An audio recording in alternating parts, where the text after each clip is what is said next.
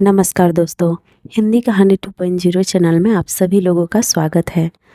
तो दोस्तों, आज हम धर्मवीर भारती जी द्वारा लिखित उपन्यास गुनाहों के देवता के प्रथम भाग को सुनते हैं। लेकिन उससे पहले आप सभी लोगों से एक विनम्र अनुरोध है कि अगर चैनल पर नए हैं तो चैनल को सब्सक्राइब जरूर कीजिएगा। उपन्यास अच्छी लगे तो लाइक शेयर कमेंट जरूर कीजिएगा। तो चलिए अब शुरू करते हैं चंदर और सुधा की वह दास्तां जो आज भी हर धड़कते हुए दिल की आवाज़ है। अगर पुराने ज़माने की नगर देवता की और ग्राम देवता की कल्पनाएं आज भी मान्य होती तो मैं कहता कि इलाहाबाद का नगर देवता जरूर कोई रोमांटिक कलाकार है। ऐसा लगता है कि इस शहर की बनावट, गठन, जिंदगी और रहन सहन में कोई बंधे बंधाए नियम नहीं, कहीं कोई कसाव नहीं। हर जगह एक स्वच्छंद खुलाव, एक बिखरी हुई सी अनियमितता। बनारस की गलियों से भी पतली गलियां और लखनऊ की सड़कों से चौड़ी सड़कें, यार्कशायर और ब्राइटन के उपनगरों का मुकाबला करने वाले सिविल लाइंस और दलदलों की गंदगी को मात करने वाले मोहल्ले। मौसम में भी कहीं कोई सम नहीं, कोई संतुलन नहीं। सुबह मलयजी, दोपहर अंगारी तो शामें रेशमी। धरती ऐसी कि सहारा के रेगिस्तान की तरह बालू भी मिले, मालवा की तरह हरे भरे खेत भी मिले और ऊसर और परती की भी कमी नहीं। सचमुच लगता है कि प्रयाग का नगर देवता स्वर्ग कुंजों से निर्वासित कोई मनमौजी कलाकार है, जिसके सृजन में हर रंग के डोरे हैं और जो चाहे वो। मगर इधर कुआर कार्तिक तथा उधर बसंत के बाद और होली के बीच के मौसम से इलाहाबाद का वातावरण नेस्टरसियम और पैंजी के फूलों से भी ज़्यादा खूबसूरत और आम के बोरों की खुशबू से भी ज़्यादा महकदार होता है। सिविल लाइंस हो या अल्फ्रेड पार्क, गंगा तट हो या खुसरू बाग, लगता है कि हवा एक नटखट दोसीजा की तरह कलियों के आंचल और लहरों के मिजाज से छेड़खानी करती चलती है। और अगर आप सर्दी से बहुत नहीं डरते तो आप ज़रा एक ओवरकोट डालकर सुबह सुबह घूमने निकल जाएं, तो इन खुली हुई जगहों की फिजा इठलाकर आपको अपने जादू में बांध लेंगी। खास तौर से पाँव फटने के पहले तो आपको एक बिल्कुल नई अनुभूति होगी। बसंत के नए नए मौसमी फूलों के रंग से मुकाबला करने वाली हल्की सुनहली बाल सूर्य की अंगुलियां सुबह की राजकुमारी के गुलाबी वक्ष पर बिखरे हुए भंवराले गेसुओं को धीरे धीरे हटाती जाती है और क्षितिज पर सुनहली तरुड़ाई बिखर पड़ती है। एक ऐसी ही खुशनुमा सुबह थी और जिसकी कहानी मैं कहने जा रहा हूँ वह सुबह से भी ज़्यादा मासूक युवक प्रभाती गाकर फूलों को जगाने वाले देवदूत की तरह अल्फ्रेड पार्क के लान पर फूलों की सरजमी के किनारे किनारे घूम रहा था। कत्थई स्वीटपी के रंग का पश्मीने का लंबा कोट, जिसका एक कॉलर उठा हुआ था और दूसरे कॉलर में सरों की एक पत्ती बटन होल में लगी हुई थी। सफ़ेद मक्खन जीन की पतली पैंट और पैरों में सफ़ेद जरी की पेशावरी सैंडलें, भरा हुआ गोरा चेहरा और ऊंचे चमकते हुए माथे पर झूलती हुई एक रूखी भूरी लट। चलते चलते उसने एक रंग बिरंगा गुच्छा इकट्ठा कर लिया था और रह रह कर वह उसे सूंघ लेता था। पूरब के आसमान की गुलाबी पंखुड़ियाँ बिखरने लगी थी और सुनहले पराग की एक बौछार सुबह के ताजे फूलों पर बिछ रही थी। अरे सुबह हो गई, उसने चौंक कर कहा और पास की एक बेंच पर बैठ गया। सामने से एक माली आ रहा था। क्यों जी, लाइब्रेरी खुल गई? अभी नहीं बाबूजी, उसने जवाब दिया। वह फिर संतोष से बैठ गया और फूलों की पंखुड़ियाँ नोच नोच कर नीचे फेंकने लगा। जमीन पर बिछाने वाली सोने की चादर परतों पर परतें बिछाती जा रही थी और पेड़ों की छायाओं का रंग गहराने लगा था। उसकी बेंच के नीचे फूलों की चुनी हुई पत्तियां बिखरी थीं और अब उसके पास सिर्फ एक फूल बाकी रह गया था। हल्के फलसई रंग के उस फूल पर गहरे बैंगनी डोरे थे। हेलो कपूर, सहसा किसी ने पीछे से कंधे पर हाथ रखकर कहा। यहाँ क्या झक मार रहे हो सुबह सुबह? उसने मुड़कर पीछे देखा।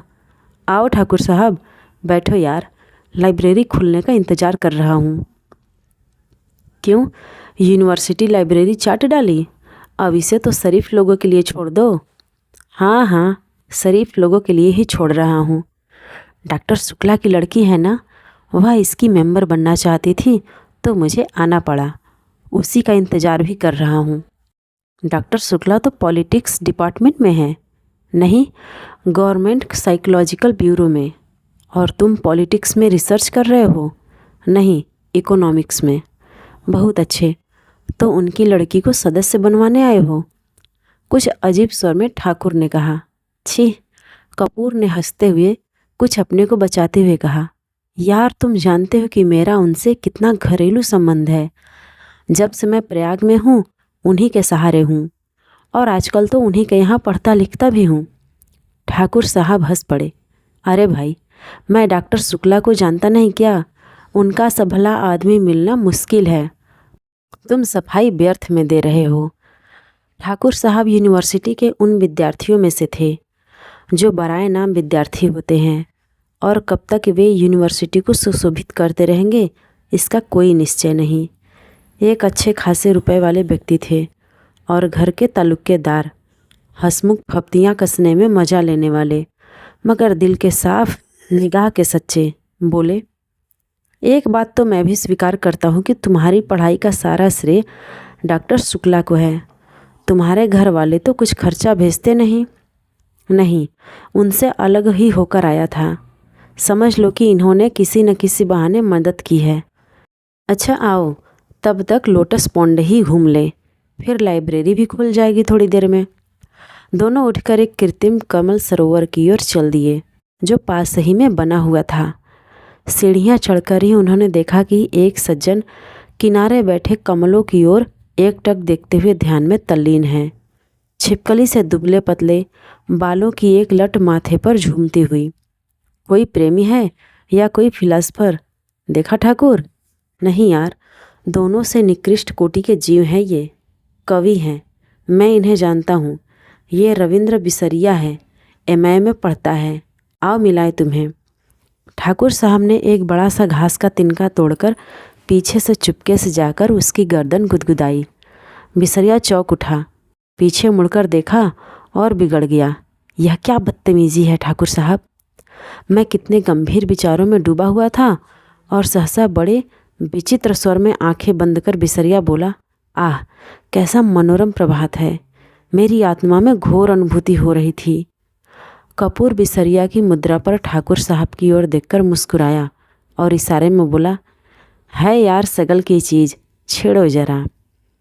ठाकुर साहब ने तिनका फेंक दिया और बोले, माफ़ करना भाई बिसरिया, बात यह है कि हम लोग कवि तो हैं नहीं, इसलिए समझ नहीं पाते। क्या सोच रहे थे तुम? बिसरिया ने आंखें खोली और एक गहरी सांस लेकर बोला, मैं सोच रहा था कि आखिर प्रेम क्या होता है, क्यों होता है, कविता क्यों लिखी जाती है, फिर कविता के संग्रह उतने क्यों नहीं बिकते जितने उपन्यास या कहानी संग्रह। बात तो गंभीर है। कपूर बोला, जहाँ तक मैंने समझा और पढ़ा है, प्रेम एक तरह की बीमारी होती है, मानसिक बीमारी, जो मौसम बदलने के दिनों में होती है, मसलन क्वार कार्तिक या फागुन चैत। उसका संबंध रीढ़ की हड्डी से होता है और कविता एक तरह का सन्निपात होता है। मेरा मतलब आप समझ रहे हैं ना मिस्टर सिबरिया? सिबरिया नहीं, बिसरिया, ठाकुर साहब ने टोका। बिसरिया ने कुछ उजलत, कुछ परेशानी और कुछ गुस्से से उनकी ओर देखा और बोला, क्षमा कीजिएगा, आप या तो फ्रायडवादी हैं या प्रगतिवादी, और आपके विचार सर्वदा विदेशी हैं। मैं इस तरह के विचारों से घृणा करता हूँ। कपूर कुछ जवाब देने ही वाला था कि ठाकुर साहब बोले, अरे भाई बेकार उलझ गए तुम, पहले परिचय तो कर लो आपस में। यह है श्री चंद्र कुमार कपूर, विश्वविद्यालय में रिसर्च कर रहे हैं, और आप हैं श्री रविंद्र बिसरिया, इस वर्ष एमए में बैठ रहे हैं, बहुत अच्छे कवि हैं। कपूर ने हाथ मिलाया और फिर गंभीरता से बोला, क्यों साहब, आपको दुनिया में कोई और काम नहीं रहा जो आप कविता करते हैं? बिसरिया ने ठाकुर साहब की ओर देखा और बोला, ठाकुर साहब यह मेरा अपमान है, मैं इस तरह के सवालों का आदी नहीं हूँ, और उठ खड़ा हुआ। अरे बैठो बैठो। ठाकुर साहब ने हाथ खींचकर बिठा लिया। देखो, कपूर का मतलब तुम समझे नहीं। उसका कहना यह है कि तुम में इतनी प्रतिभा है कि लोग तुम्हारी प्रतिभा का आदर करना नहीं जानते, इसलिए उन्होंने सहानुभूति में तुमसे कहा कि तुम कोई और काम क्यों नहीं करते, वरना कपूर साहब तुम्हारी कविता के बहुत शौकीन हैं, मुझसे बराबर तारीफ करते हैं। बिसरिया पिघल गया और बोला, क्षमा कीजिएगा, मैंने गलत समझा। अब मेरा कविता संग्रह छप रहा है, मैं आपको अवश्य भेंट करूँगा। और फिर बिसरिया ठाकुर साहब की ओर मुड़कर बोला, अब लोग मेरी कविताओं की इतनी मांग करते हैं कि मैं परेशान हो गया हूँ। अभी कल त्रिवेणी के संपादक मिले, कहने लगे अपना चित्र दे दो। मैंने कहा कि कोई चित्र नहीं है, तो पीछे पड़ गए। आखिरकार मैंने आइडेंटिटी कार्ड उठाकर दे दिया। वाह, कपूर बोला, मान गए आपको हम। तो आप राष्ट्रीय कविताएं लिखते हैं या प्रेम की? जब जैसा अवसर हो, ठाकुर साहब ने जड़ दिया। वैसे तो यह वार फ्रंट का कवि सम्मेलन, शराबबंदी कॉन्फ्रेंस का कवि सम्मेलन, शादी ब्याह का कवि सम्मेलन, साहित्य सम्मेलन का कवि सम्मेलन, सभी जगह बुलाए जाते हैं। बड़ा यश है इनका। बिसरिया ने प्रशंसा से मुग्ध होकर देखा, मगर फिर एक गर्व का भाव मुंह पर लाकर गंभीर हो गया। कपूर थोड़ी देर चुप रहा, फिर बोला, तो कुछ हम लोगों को भी सुनाइए ना। अभी तो मूड नहीं है, बिसरिया बोला। ठाकुर साहब बिसरिया को पिछले 5 सालों से जानते थे। वे अच्छी तरह जानते थे कि बिसरिया किस समय और कैसे कविता सुनाता है। अतः बोले, ऐसे नहीं कपूर, आज शाम को आओ, जरा गंगा जी चलें, कुछ बोटिंग रहे, कुछ खाना पीना रहे, तब कविता भी सुनना। कपूर को बोटिंग का बेहद शौक था। फौरन राजी हो गया और शाम का विस्तृत कार्यक्रम बन गया। इतने में एक कार उधर से लाइब्रेरी की ओर गुजरी। कपूर ने देखा और कहा, अच्छा ठाकुर साहब, मुझे आज्ञा दीजिए, अब चलूँ लाइब्रेरी में। वो लोग आ गए। आप कहाँ चल रहे हैं? मैं ज़रा जिम खाने की ओर जा रहा हूँ। अच्छा भाई, तो शाम को पक्की रही? बिल्कुल पक्की, कपूर बोला और चल दिया। लाइब्रेरी के पोर्टिको में कार रुकी थी और उसके अंदर ही डॉक्टर साहब की लड़की बैठी थी। क्यों सुधा, अंदर क्यों बैठी हो? तुम्हें ही देख रही थी चंदर। और वह उतर आई। दुबली पतली नाटी सी साधारण सी लड़की, बहुत सुंदर नहीं, केवल सुंदर, लेकिन बातचीत में बहुत दुलारी। चलो अंदर चलो, चंदर ने कहा। वह आगे बढ़ी, फिर ठिठक गई और बोली, चंदर, एक आदमी को 4 किताबें मिलती हैं। हाँ, क्यों? तो उसने अपने बड़े भोलेपन से मुस्कुराते हुए कहा, तो तुम अपने नाम से मेंबर बन जाओ और 2 किताबें हमें दे दिया करना, बस। ज़्यादा का हम क्या करेंगे? नहीं, चंदर हंसा, तुम्हारा तो दिमाग खराब है, खुद क्यों नहीं बनती मेंबर? नहीं, हमें शर्म लगती है, तुम बन जाओ मेंबर हमारी जगह पर। पगली कहीं की। चंदर ने उसका कंधा पकड़कर आगे ले चलते हुए कहा, वाह रे शर्म, अभी कल ब्याह होगा तो कहना, हमारी जगह तुम बैठ जाओ चंदर। कॉलेज में पहुंच गई लड़की, अभी शर्म नहीं छूटी इसकी, चल अंदर। और वह हिचकती ठिठकती झेपती और मुड़ मुड़कर चंदर की ओर रूठी निगाहों से देखती हुई अंदर चली गई। थोड़ी देर बाद सुधा 4 किताबें लादे हुए निकली। कपूर ने कहा, लाओ मैं ले लूँ। तो बांस की पतली टहनी लहराकर बोली, सदस्य मैं हूँ, तुम्हें क्यों किताबें दूँ? और जाकर कार के अंदर किताबें पटक दी। फिर बोली, आओ बैठो चंदर, मैं अब घर जाऊँगा। यह देखो। और इसने भीतर से कागज़ों का एक बंडल निकाला और बोली, देखो, यह पापा ने तुम्हारे लिए दिया है। लखनऊ में कॉन्फ्रेंस है ना, वहीं पढ़ने के लिए यह निबंध लिखा है उन्होंने। शाम तक यह टाइप हो जाना चाहिए। जहाँ संख्याएं हैं वहाँ खुद आपको बैठकर बोलना होगा। और पापा सुबह से ही कहीं गए हैं, समझे जनाब? उसने बिल्कुल अल्हड़ बच्चों की तरह गर्दन हिलाकर शोक स्वरों में कहा। कपूर ने बंडल ले लिया और कुछ सोचता हुआ बोला, लेकिन डॉक्टर साहब का हस्तलेख इतने पृष्ठ शाम तक कौन टाइप कर देगा? इसका भी इंतजाम है। और अपने ब्लाउज में से एक पत्र निकालकर चंदर के हाथ में देती हुई बोली, यह कोई पापा की पुरानी ईसाई छात्रा है, टाइपिस्ट, इसके घर मैं तुम्हें पहुंचाए देती हूँ। मुखर्जी रोड पर रहती है यह, उसी के यहाँ टाइप करवा लेना और यह खत उसे दे देना। लेकिन अभी मैंने चाय नहीं पी, समझ गए? अब तुम सोच रहे होगी कि इसी बहाने सुधा तुम्हें चाय भी पिला देगी। सो मेरा काम नहीं है जो मैं तुम्हें चाय पिलाऊं, पापा का काम है यह। चलो आओ। चंदर जाकर भीतर बैठ गया और किताबें उठाकर देखने लगा। अरे, चारों कविता की किताबें उठा लाई, समझ में आएंगी तुम्हारे? क्यों सुधा? नहीं, चिढ़ाते हुए सुधा बोली। तुम कहो, तुम्हें समझा दें। इकोनॉमिक्स पढ़ने वाले क्या जाने साहित्य। अरे मुखर्जी रोड पर ले चलो ड्राइवर, चंदर बोला। इधर कहाँ चल रहे हो? नहीं, पहले घर चलो, सुधा बोली। चाय पी लो तब जाना। नहीं, मैं चाय नहीं पीऊँगा, चंदर बोला। चाय नहीं पीऊँगा? वाह वाह। सुधा की हंसी में दुधिया बचपन झलक उठा। मुँह तो सुक्कर गोभी हो रहा है, चाय नहीं पिएंगे। बंगला आया तो सुधा ने महाराजिन से चाय बनाने के लिए कहा और चंदर को स्टडी रूम में बिठाकर प्याले निकालने के लिए चल दी। वैसे तो यह घर, यह परिवार चंद्र कपूर का अपना हो चुका था।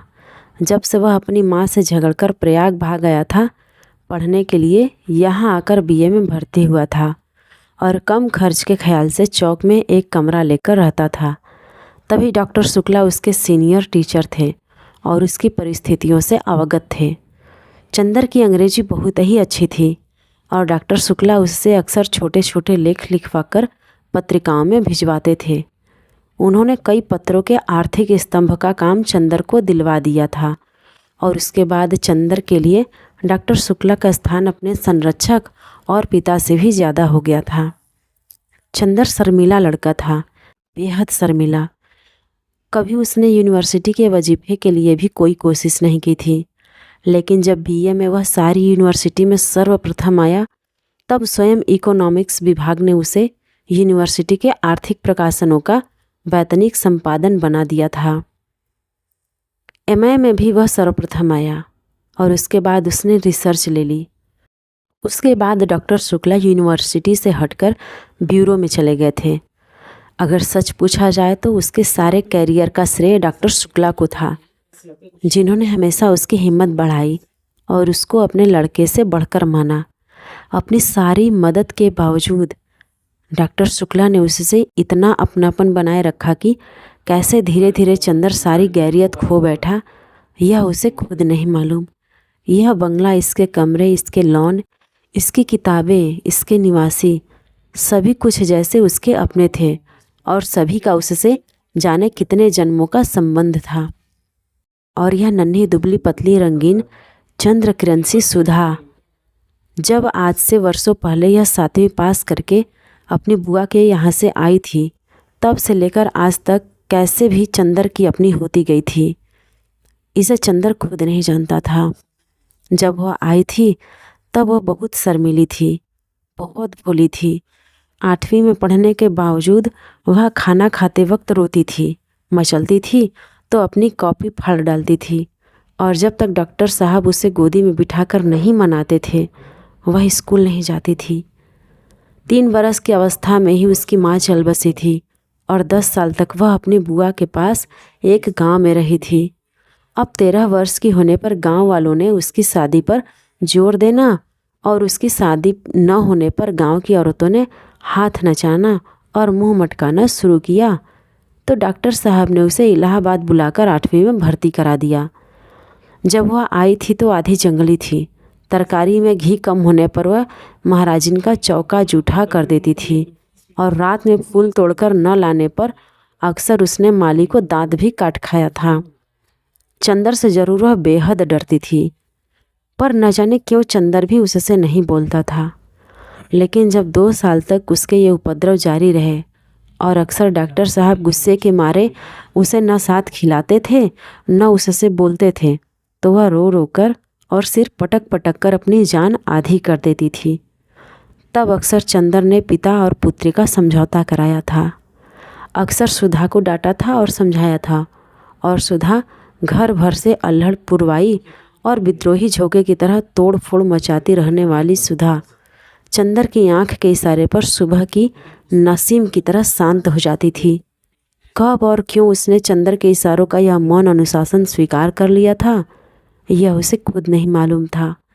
और यह सभी कुछ इतने स्वाभाविक ढंग से, इतना अपने आप होता गया कि दोनों में से कोई भी इस प्रक्रिया से वाकिफ नहीं था, कोई भी इसके प्रति जागरूक न था। दोनों का एक दूसरे के प्रति अधिकार और आकर्षण इतना स्वाभाविक था जैसे शरद की पवित्रता या सुबह की रोशनी।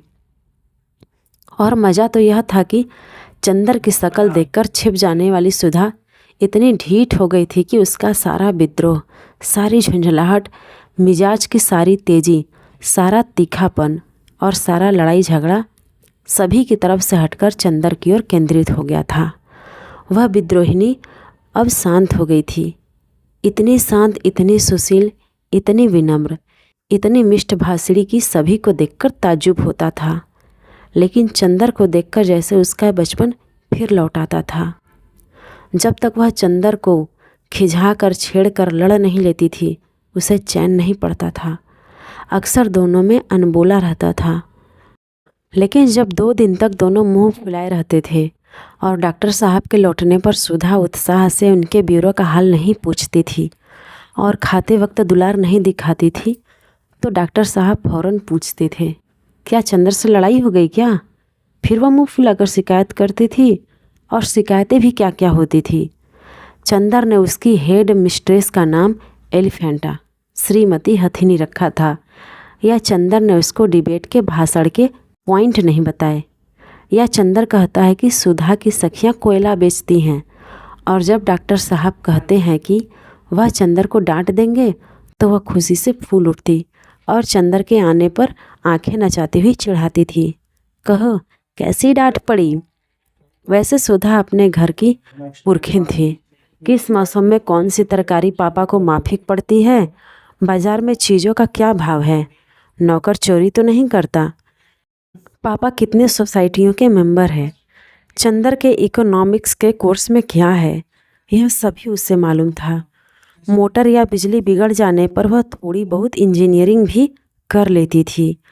और मातृत्व का अंश तो उसमें इतना था कि हर नौकर और नौकरानी उससे अपना दुख सुख कह देते थे। पढ़ाई के साथ साथ घर का सारा कामकाज करते हुए उसका स्वास्थ्य भी कुछ बिगड़ गया था और अपनी उम्र के हिसाब से कुछ अधिक शांत, संयम, गंभीर और बुजुर्ग थी। मगर अपने पापा और चंदर, इन दोनों के सामने हमेशा उसका बचपन इठलाने लगता था। दोनों के सामने उसका हृदय उन्मुक्त था और स्नेह बाधाहीन। लेकिन हाँ, एक बात थी, उसे जितना स्नेह और स्नेह भरी फटकारे और स्वास्थ्य के प्रति चिंता अपने पापा से मिलती थी, वह सब बड़े निस्वार्थ भाव से वह चंदर को दे डालती थी। खाने पीने की जितनी परवाह उसके पापा उसकी रखते थे, न खाने पर या कम खाने पर उसे जितने दुलार से फटकारते थे, उतना ही ख्याल वह चंदर का रखती थी। और स्वास्थ्य के लिए जो उपदेश उसे पापा से मिलते थे, उसे और भी स्नेह में पागकर वह चंदर को दे डालती थी। चंदर कै बजे खाना खाता है, यहाँ से जाकर घर पर कितनी देर पड़ता है, रात को सोते वक्त दूध पीता है या नहीं, इन सब का लेखा जोखा उसे सुधा को देना पड़ता। और जब कभी उसके खाने पीने में कोई कमी रह जाती तो उसे सुधा की डांट खानी ही पड़ती थी। पापा के लिए सुधा अभी बच्ची थी और स्वास्थ्य के मामले में सुधा के लिए चंदर अभी बच्चा था। और कभी कभी तो सुधा की स्वास्थ्य चिंता इतनी ज़्यादा हो जाती थी कि चंदर बेचारा जो खुद तंदुरुस्त था, घबरा उठता था। एक बार सुधा ने कमाल कर दिया। उसकी तबीयत खराब हुई और डॉक्टर ने उसे लड़कियों का एक टॉनिक पीने के लिए बताया। इम्तिहान में जब चंदर कुछ दुबला सा हो गया था तो सुधा अपनी बची हुई दवा ले आई और लगी चंदर से जिद करने, पियो इसे। जब चंदर ने किसी अखबार में उसका विज्ञापन दिखाकर बताया कि लड़कियों के लिए है, तब कहीं जाकर उसकी जान बची। इसलिए जब आज सुधा ने चाय के लिए कहा तो उसकी रूह कांप गई, क्योंकि जब कभी सुधा चाय बनाती थी तो प्याले के मुंह तक दूध भरकर उसमें 2-3 चम्मच चाय का पानी डाल देती थी। और अगर उसने ज़्यादा स्ट्रॉन्ग चाय की मांग की तो उसे खालिस दूध पीना पड़ता था, और चाय के साथ फल और मेवा और खुदा जाने क्या क्या। और उसके बाद सुधा का इसरार, न खाने पर सुधा का गुस्सा और उसके बाद लंबी चौड़ी मनोहार, इन सब से चंदर बहुत घबराता था। लेकिन जब सुधा उसे स्टडी रूम में बिठाकर जल्दी से चाय बना लाई तो उसे मजबूर होना पड़ा। और बैठे बैठे निहायत बेबसी से उसने देखा कि सुधा ने प्याले में दूध डाला और उसके बाद थोड़ी सी चाय डाल दी।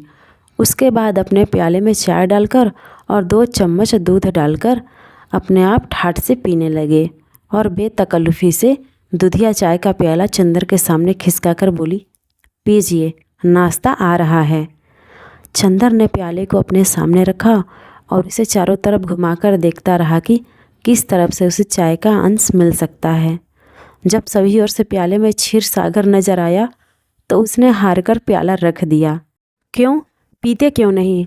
सुधा ने अपना प्याला रख दिया। पिए क्या, कहीं चाय भी हो? तो और क्या, खाली चाय पीजिएगा? दिमागी काम करने वालों को ऐसी ही चाय पीनी चाहिए।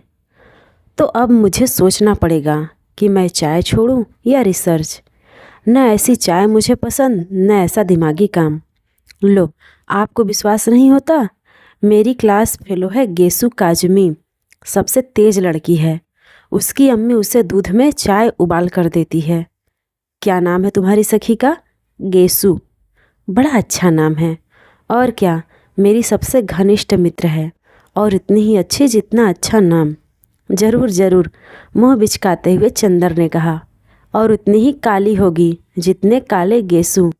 धत, शर्म नहीं आती किसी लड़की के लिए ऐसा कहते हुए? और हमारे दोस्तों की बुराई करती हो तब क्या, वे तो सब हैं ही बुरे। अच्छा, तो नाश्ता पहले फल खाओ। और वह प्लेट में छील छील कर संतरा रखने लगी। इतने में ज्यों ही वह झुककर एक गिरे हुए संतरे को नीचे से उठाने लगी कि चंदर ने झट से उसका प्याला अपने सामने रख लिया और अपना प्याला उधर रख दिया और शांत चित्त से पीने लगा। संतरे की फांके उसकी ओर बढ़ाते हुए ज्यों ही उसने एक घूंट चाय ली तो वह चौंक कर बोली, अरे यह क्या हुआ? कुछ नहीं, हमने उसमें दूध डाल दिया। तुम्हें दिमागी काम बहुत रहता है। चंदर ने ठाठ से चाय घूंटते हुए कहा। सुधा कुढ़ गई, कुछ बोली नहीं। चाय खत्म करके चंदर ने घड़ी देखी। अच्छा लाओ, क्या टाइप कराना है? अब बहुत देर हो रही है। बस यहाँ तो 1 मिनट बैठना बुरा लगता है आपको? हम कहते हैं कि नाश्ते और खाने के वक्त आदमी को जल्दी नहीं करनी चाहिए। बैठिए ना। अरे तो तुम्हें कॉलेज की तैयारी नहीं करनी है? करनी क्यों नहीं है? आज तो गेसु को मोटर पर लेते हुए तब जाना है। तुम्हारी गेसु और कभी मोटर पर चढ़ी है? जी, वह साबिर हुसैन काजमी की लड़की है। उसके यहाँ 2 मोटरें हैं और रोज़ तो उसके यहाँ दावतें होती रहती हैं। अच्छा, हमारी तो दावत कभी नहीं की।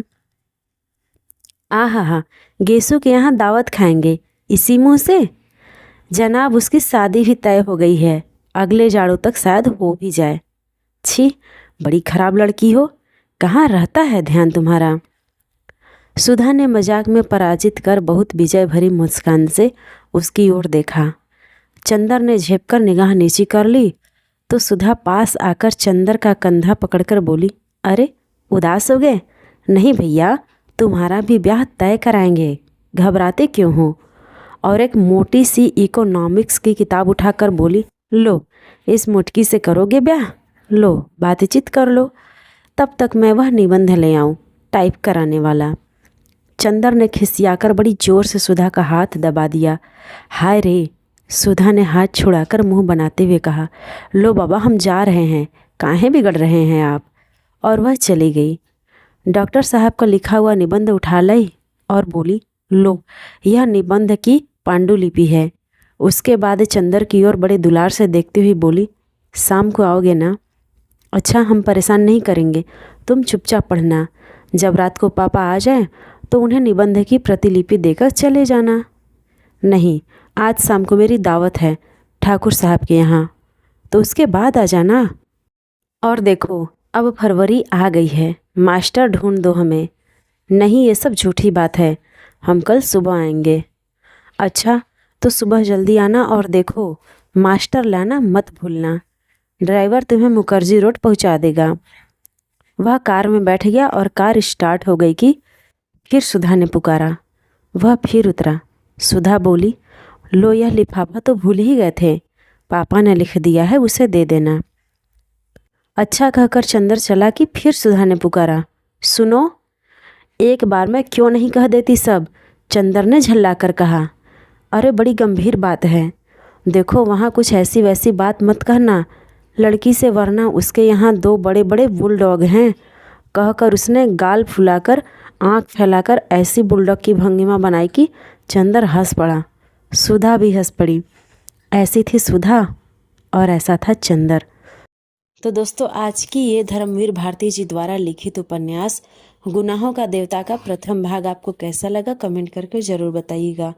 और अगर चैनल पर नए हैं तो चैनल को सब्सक्राइब ज़रूर कीजिएगा और अपने दोस्तों को भी शेयर कीजिएगा।